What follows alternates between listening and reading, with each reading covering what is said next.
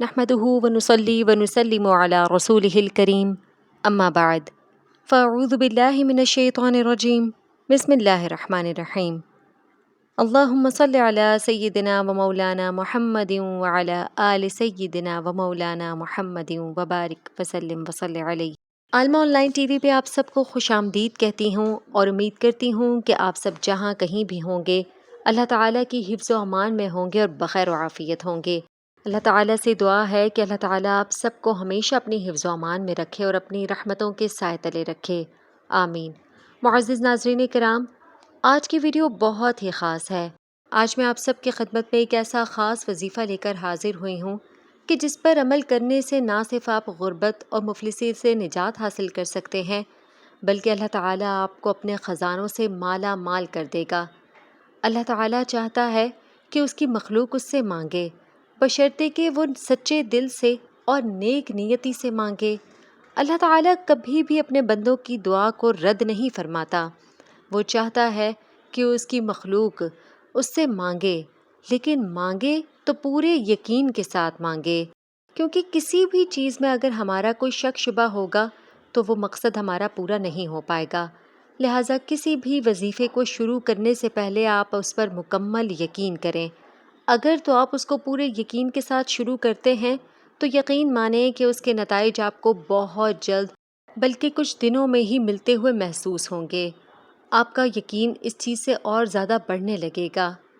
اللہ تعالیٰ کبھی بھی اپنے بندے کی دعا کو رد نہیں فرماتے بلکہ وہ ہمیشہ اس سے بہتر ہی اپنے بندے کو عطا کرتے ہیں۔ ہم انسان ہی ہیں جو اس کی حکمت کو سمجھنے سے قاصر ہیں۔ یقیناً اللہ تعالیٰ 70 ماؤں سے زیادہ محبت کرتا ہے۔ آج کا وظیفہ اس قدر خاص ہے کہ اگر آپ اس وظیفے پر مکمل یقین کے ساتھ آج سے ہی عمل شروع کر دیں تو انشاءاللہ تعالی کچھ دنوں میں ہی آپ کو اپنے حالات بدلتے ہوئے محسوس ہوں گے۔ آپ کو معلوم ہوگا کہ رب تعالیٰ کے کلام میں کس قدر طاقت اور قدرت ہے اور یقین کرنے سے کس طرح سے چیزیں اپنا رنگ بدل لیتی ہیں۔ اس لیے یقین کامل بے حد ضروری ہے۔ وظیفہ بتانے سے پہلے ایک واقعہ آپ سب سے بیان کرتی ہوں کہ جو کہ اس وظیفے سے ہی متعلق ہے۔ اس واقعے کو سننے کے بعد جب آپ اس وظیفے پر عمل کریں گے تو یقیناً آپ کے یقین میں زمین آسمان کا فرق آ چکا ہوگا۔ لہٰذا آپ کے یقین کو بڑھانے کے لیے آپ کے لیے یہ واقعہ سننا بے حد ضروری ہے، جو کہ حضرت موسیٰ علیہ السلام کا ہے کہ موسیٰ علیہ السلام اللہ تعالیٰ سے کلام کرنے کے لیے جا رہے تھے۔ راستے میں دیکھتے ہیں کہ ایک شخص جو کہ زمین پر چت لیٹا ہوا ہے، اس کے پاس نہ تو پہننے اوڑھنے کے لیے کوئی چیز ہے اور نہ ہی اپنے سطر کو ڈھانپنے کے لیے۔ وہ زمین پر چت لیٹا ہوا ہے اور زمین پر موجود مٹی کو اپنے جسم پر ڈالے ہوئے ہے تاکہ اپنے سطر کو چھپا سکے۔ جب کلیم اللہ حضرت موسیٰ علیہ السلام کا وہاں سے گزر ہوتا ہے تو وہ شخص آپ علیہ السلام کو آواز دیتا ہے اور اپنے پاس بلاتا ہے۔ حضرت موسیٰ علیہ السلام اس کے پاس جاتے ہیں تو وہ آپ سے کہتا ہے، اے موسیٰ، کیا آپ اللہ تعالیٰ کے پاس کلام کے لیے جا رہے ہیں؟ حضرت موسیٰ علیہ السلام اسے بتاتے ہیں کہ یقیناً میں اللہ تعالیٰ کے پاس کلام کے لیے جا رہا ہوں۔ وہ شخص آپ سے کہتا ہے کہ اللہ تعالیٰ سے کہیے گا کہ میں بہت مفلسی میں ہوں، میرے پاس کھانے پینے کو کچھ نہیں ہے، اوڑھنے تک کو کچھ نہیں ہے، وہ میرے حالات کب بدلے گا؟ حضرت موسیٰ علیہ السلام اس کی بات سن کر آگے چلے جاتے ہیں۔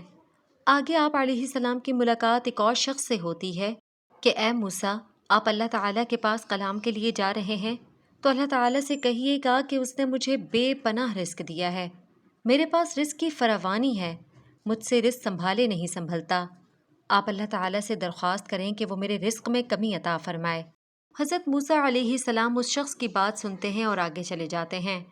جب حضرت موسیٰ علیہ السلام رب تعالیٰ کے ہم کلام ہوتے ہیں تو اللہ تعالیٰ سے ان دونوں اشخاص کا معاملہ بیان کرتے ہیں۔ اللہ تعالیٰ حضرت موسیٰ علیہ السلام سے کہتا ہے کہ جو شخص غربت کی حالت میں تھا آپ اس سے کہیے کہ میرا شکر ادا کرے، میں اسے بے پناہ عطا کروں گا۔ آپ اسے کہیے کہ وہ میری ناشکری نہ کرے بلکہ جو کچھ اس کے پاس ہے میرا اس پر شکر ادا کرے۔ جبکہ دوسرا شخص جس کے پاس رزق کی فراوانی ہے اس سے کہیے گا کہ میری ناشکری کرے۔ حضرت موسیٰ علیہ السلام اللہ تعالیٰ سے ہم کلامی کے بعد لوٹتے ہیں تو اس شخص کے پاس سب سے پہلے پہنچتے ہیں جس کے پاس اللہ تعالیٰ نے رزق کی فراوانی عطا فرمائی ہوتی ہے۔ حضرت موسیٰ علیہ السلام مجھ سے فرماتے ہیں کہ اللہ تعالیٰ نے فرمایا ہے کہ تم میری ناشکری کرو، تم میری ناشکری کرو گے تو میں تمہارے رزق میں کمی عطا کر دوں گا۔ وہ شخص اس وقت اپنے باغ میں موجود ہوتا ہے اور اس کے ہاتھ میں ایک انار ہوتا ہے جس کے دانے نکال نکال کر وہ کھا رہا ہوتا ہے۔ جب وہ حضرت موسیٰ علیہ السلام کی یہ بات سنتا ہے تو آپ سے کہتا ہے، اے موسیٰ، میں کیسے اس رب کی ناشکری کروں جس نے مجھے اتنی نعمتوں سے نوازا؟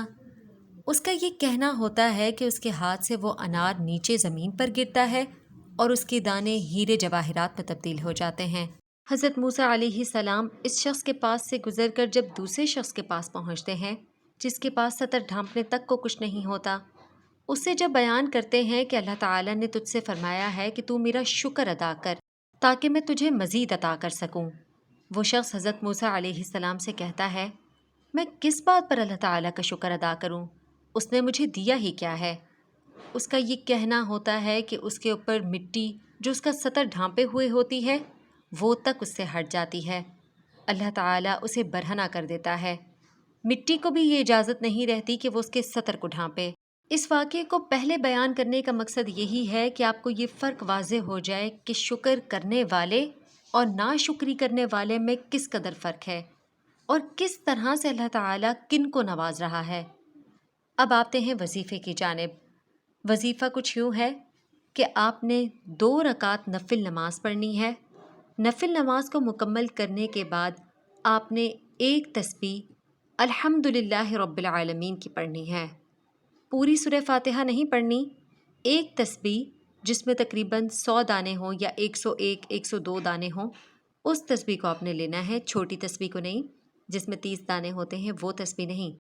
تو آپ نے 1 تسبیح الحمدللہ رب العالمین کی پڑھنی ہے، یعنی کہ آپ نے کثرت سے اللہ تعالیٰ کا شکر ادا کرنا ہے، اس کیفیت کو محسوس کرنا ہے کہ رب تعالیٰ آپ کو خوب نواز رہا ہے۔ یہ ہماری سانسیں، ہمارا چلنا پھرنا، ہمارا اٹھنا بیٹھنا، یہ کیا کم بڑی نعمت ہے؟ کیا یہ نعمتیں اس لائق نہیں ہیں کہ ان کا شکر ادا کیا جائے؟ تو وہ شخص جو کہہ رہا تھا کہ اللہ تعالیٰ نے مجھے دیا ہی کیا ہے، اسے شاید معلوم نہیں تھا کہ اس کا صحیح سلامت جسم، اس کی صحیح سلامت چلتی ہوئی سانسیں اللہ تعالیٰ کی طرف سے اس کے لیے کتنی بڑی نعمت ہیں۔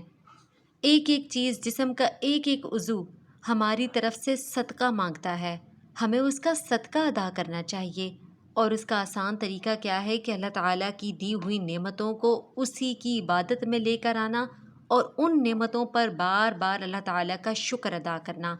وہ لوگ بھی ہیں جو کسی قابل نہیں ہیں، جو نہ چل سکتے ہیں نہ اٹھ بیٹھ سکتے ہیں، جو سانس تک صحیح سے نہیں لے سکتے، لیکن وہ اتنے ناشکرے نہیں ہوتے، وہ سال میں بھی اللہ تعالیٰ کا شکر ادا کر رہے ہوتے ہیں، تو اللہ تعالیٰ ان کی بیماریوں کو بھی ختم فرماتا ہے۔ اس لیے اللہ تعالیٰ کا شکر ادا کریں۔ جو کوئی بھی یہ چاہے کہ اس کے رزق میں فراوانی ہوں، اس کو برکتیں اور نعمتوں کے خزانے ملیں، اللہ تعالیٰ لٹانے کو تیار ہے، لیکن مانگنے کا ایک طریقہ کار ہے، اس طریقے پر عمل کیا جائے تو رب تعالیٰ خوب نوازتا ہے۔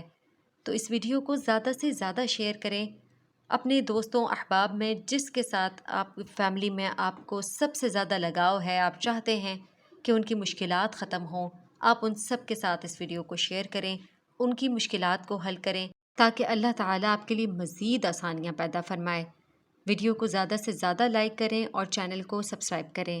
وما علینا الا البلاغ المبین۔